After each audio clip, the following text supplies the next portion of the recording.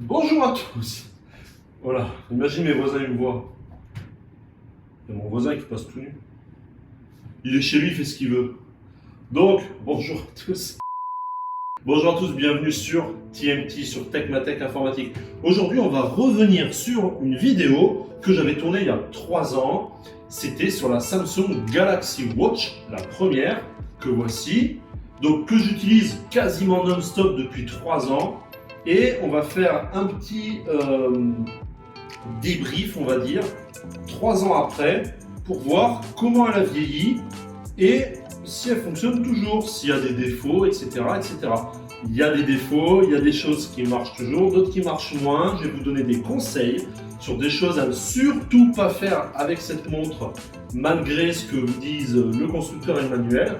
Et on voit ça tout de suite, juste après ce petit message, qui n'est pas sponsorisé ni rien, comme d'hab, hein, mais juste pour te dire, s'il te plaît, abonne-toi, partage, like, comme tu fais d'habitude. Vous êtes de plus en plus nombreux. À l'heure où je tourne cette vidéo, lui, il veut pas m'aider. Nous sommes la joie des SS de Red. Nous sommes le 30 juin, 14h28. Nous avons dépassé les 1005 abonnés sur la chaîne. Merci à tous. Et là, c'est le moment de l'intro, et c'est parti.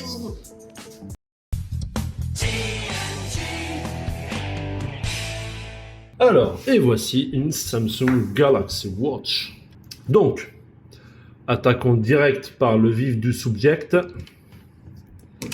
Voilà. Qu'est-ce qui a vieilli ou pas sur cette montre? À savoir qu'elle est strictement comme lorsque je l'ai achetée. C'est-à-dire que c'est le bracelet d'origine.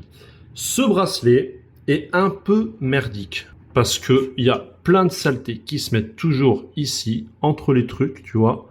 Là, il y en a un petit peu, je l'ai nettoyé il y a quelques semaines.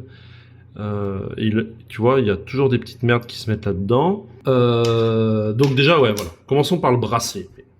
Donc du coup, la partie supérieure du bracelet, ça va. Ça reste plutôt en bon état. Par contre, la partie inférieure du bracelet...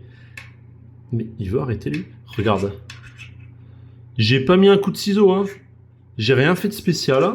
Un jour, j'ai découvert, en voulant la nettoyer, que elle s'était ouverte en deux. Donc, est-ce que je me suis accroché là? C'est-à-dire que j'ai pris un coin comme ça dans un truc et ça me l'a arraché sans faire gaffe. Ça peut être plausible, je ne sais pas. Il y a aussi ça, un jour, tu vois.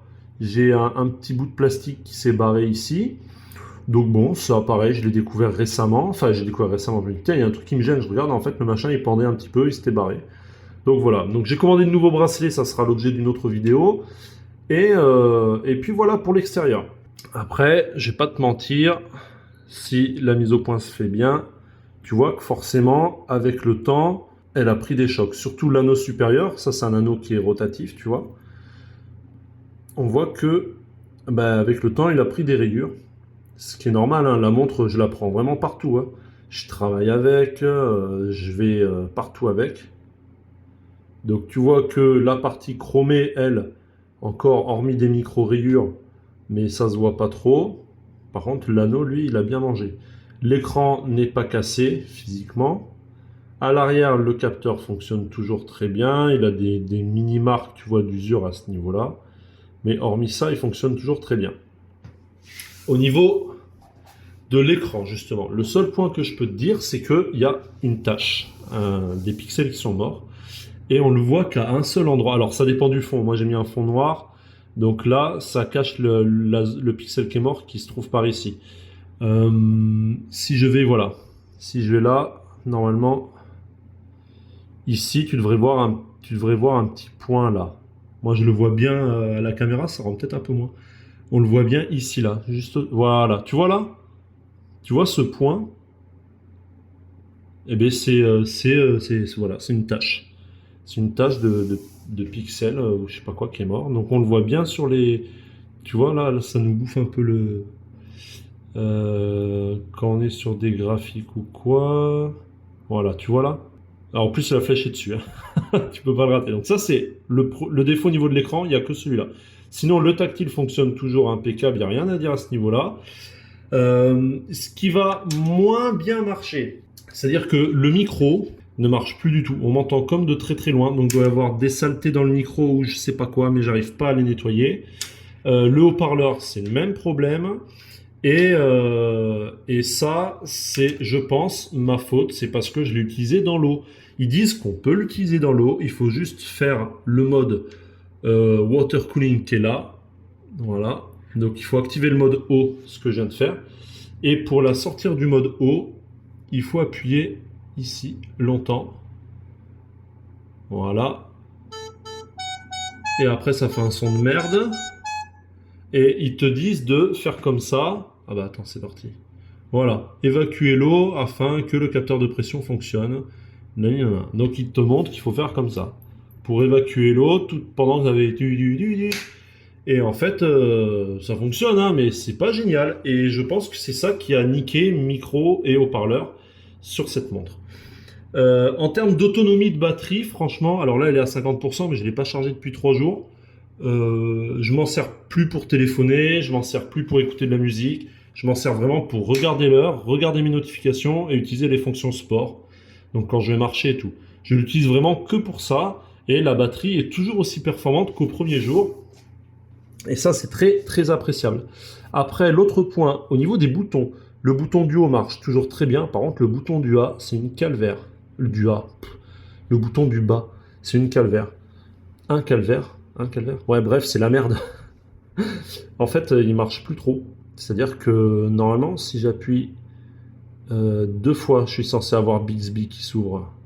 Ça marche pas. Et si j'appuie longtemps, c'est censé vouloir m'arrêter la montre. Et des fois, j'ai beau vouloir... Voilà, tu vois, là, ça le fait. J'ai beau vouloir appuyer longtemps, ça vient pas. Et je peux pas l'éteindre. Et pareil, si elle est éteinte et que je veux l'allumer, des fois, je suis obligé d'appuyer plusieurs fois longtemps pour que ça finisse par venir. C'est un peu la merde. Et le dernier point, c'est le socle de charge que voici. Alors, je ne sais pas si le problème vient de la montre ou du socle de charge, mais la montre recharge. Si elle est éteinte, elle va recharger 1 fois sur 2 sur le socle. Si elle est allumée, elle se met tout le temps en charge. Donc, en fait, la montre, je l'éteins quasiment jamais parce que si je l'éteins et que je la mets en charge, ben, j'ai 50% de chance que elle ne recharge pas, que là ça se mette à clignoter. Alors que là, tu vois, elle est en train de charger normalement, comme ça devrait être, sauf qu'elle est allumée en fait. Donc ça fait partie des défauts. Donc finalement, est-ce que je suis toujours content de cette montre après 3 ans d'utilisation? Ben, j'aimerais te dire quand même que oui. Je vais changer le bracelet par des nouveaux que je vais te montrer de suite. J'ai reçu 3 types de bracelets. Un noir, un vert, je ne sais pas trop si tu vois qu'il est vert, et un gris. Donc moi je vais monter le gris, en plus ils sont velcro donc tu peux régler à ta taille, mais vu la taille de mes poignets de chameau, je suis obligé de le régler au plus bas réglage, donc celui-là.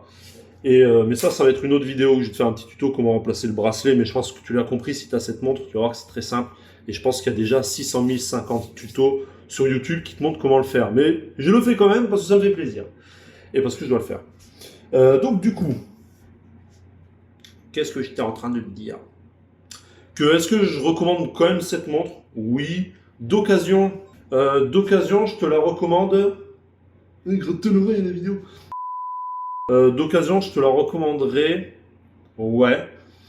Mais pas une qui a plus de 3 ans. Peut-être si elle a 1 an ou 2, oui. Et surtout, teste tout. Parce que je pense qu'à faire réparer, ça va être une galère. Je pense même pas que ça vaille le coup.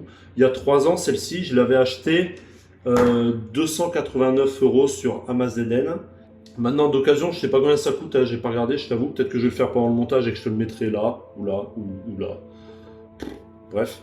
Donc voilà, les nouvelles, j'ai pas envie d'en acheter une nouvelle pour le moment, ça me sert à rien pour le peu d'utilité que j'en ai.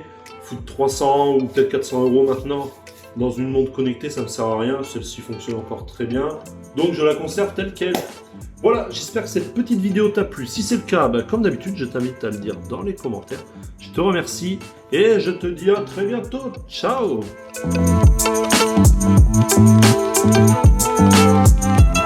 Allez, l'habituel test de l'angle de la caméra. Est-ce qu'on est pas mal? Est-ce qu'on voit pas mon vieux short dégueulasse, mes poils aux jambes et mes chaussettes? J'espère pas. Ça, je ne le mets pas dans le bêtisier. Tu veux pas faire moins de bruit, toi, que je suis en train de filmer? Putain. T'es la hyène. Hop, deuxième angle de caméra. Balali, balali. Quand je me mets là, il fait du bruit, cet enfant. Chut. J'ai chaud, j'ai mis la clim à fond. Il fait combien dans la pièce là? 30 degrés dans la pièce. Et j'ai juste allumé l'ordi il y a 2 minutes. 30 degrés déjà. Vivement que la clim elle se diffuse. Bon, j'espère qu'on est bon là pour l'angle.